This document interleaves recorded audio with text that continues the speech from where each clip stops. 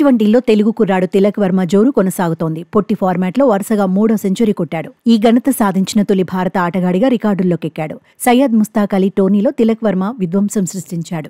హైదరాబాద్ తరపున అదరగొట్టేశాడు. మేఘాలయ బౌలర్లను ఉతికేశాడు. బౌండరీలే హద్దుగా చెలరేగిపాడు. ఆరంభం నుంచే అటాకింగ్ గేమ్ ప్లాన్ను అమలు చేశాడు. చూస్తుండగానే సెంచరీ ఫినిష్ చేశాడు. ఓవరాల్గా 67 బంతుల్లో తిలక్ వర్మ 151 పరుగులు సాధించాడు. 225.37 స్ట్రైక్ రేట్తో ఆకట్టుకున్నాడు. తిలక్ వర్మ ఇన్నింగ్స్లో 14 ఫోర్లు, 10 సిక్స్లు ఉన్నాయి. 10 రోజుల వ్యవధిలోనే హైదరాబాద్ యంగ్స్టర్ 3 సెంచరీలు బాది అందరి చూపును తన వైపు తిప్పుకున్నాడు. సయ్యద్ ముస్తాక్ అలీ టోర్నీలో 150కి పైగా పరుగులు సాధించిన ఆటగాడిగా నిలిచాడు.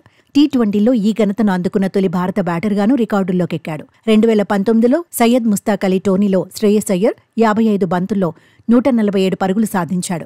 రాజ్కోట్ ఆతిథ్యం ఇచ్చిన మ్యాచ్లో తిలక్ వర్మతో పాటు తన్మయ్ అగర్వాల్ రాణించాడు. 23 బంతుల్లో 55 పరుగులు చేశాడు.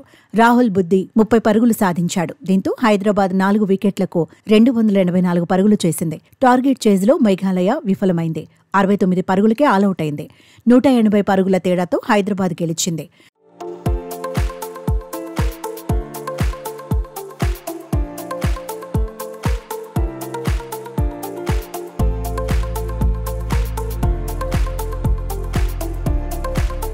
మరోవైపు హైదరాబాద్ కెప్టెన్ తిలక్ వర్మపై ప్రశంసల వర్షం కురుస్తోంది. ఫ్యూచర్ స్టార్ అంటూ మాజీలు కితాబిస్తున్నారు.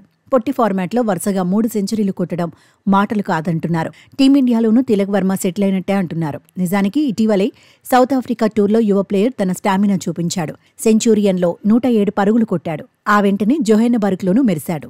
120 పరుగులతో ఆకట్టుకున్నాడు. ఇప్పుడు సయ్యద్ ముస్తాక్ అలీ ట్రోఫీలోనూ తగ్గేదే లేదన్నాడు.